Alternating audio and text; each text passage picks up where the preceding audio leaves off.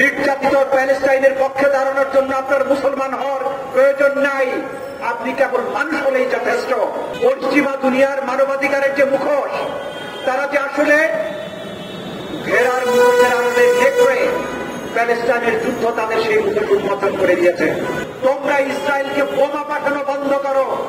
Palestine জানে কিভাবে তাদের আত্মরক্ষা করতে হয়। সরকারের প্রতি আহ্বান জানাচ্ছি, মুনাফিকের চরিত্র ছাড়েন, মুখে মুখে ফিলিস্তিন না বলে সত্যিকার অর্থে ওআইসিতে প্রস্তাব তোলেন, গাজাতে সাহায্য পাঠান, প্রয়োজনে সেনাবাহিনী পাঠান।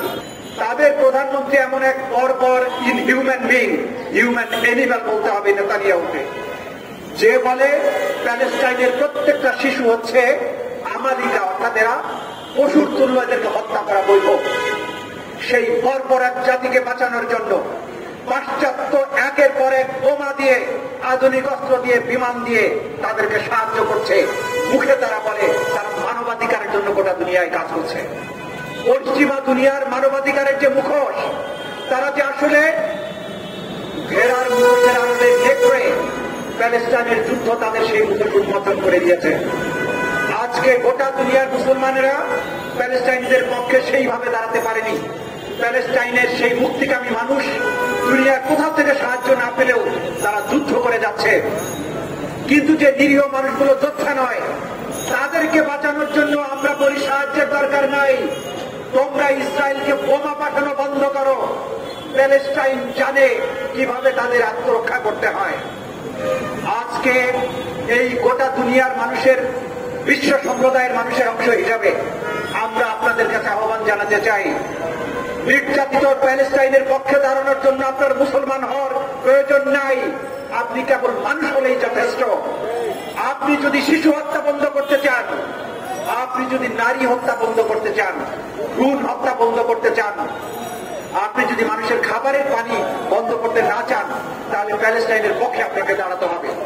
আজকে বাংলাদেশের একটা দায়িত্বশীল রাজনৈতিক দল হিসাবে গোটা বাংলাদেশের মানুষের কাছে আমাদের আহ্বান থাকবে, আসুন আমরা রাজপথে নেমে প্যালেস্টাইনের নির্যাতিত মানুষদের প্রতি সংহতি জানাই।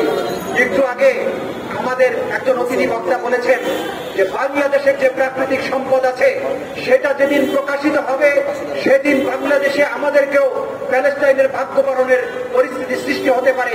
সুতরাং দুনিয়ার সকল নির্যাতিতের পক্ষে আমাদের অবস্থান থাকবে, সে মুসলিম হোক, অমুসলিম হোক, যেই হোক।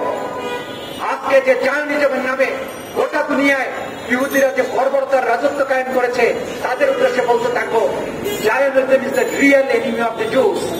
এই ইহুদিবাদের নামে যে বর্বরতা ইসরায়েল চালু করছে, এরাই হচ্ছে ইহুদিদের দুশ্মন, মুসলমানদের দুশ্মন, এরা মানবতার দুশ্মন। এরা সেমিটিজমের নামে যখন ইসরায়েলের বর্বরতার বিরুদ্ধে কেউ কথা বলে, তখন তারা বলে আছে এন্টিসেমিটিজম।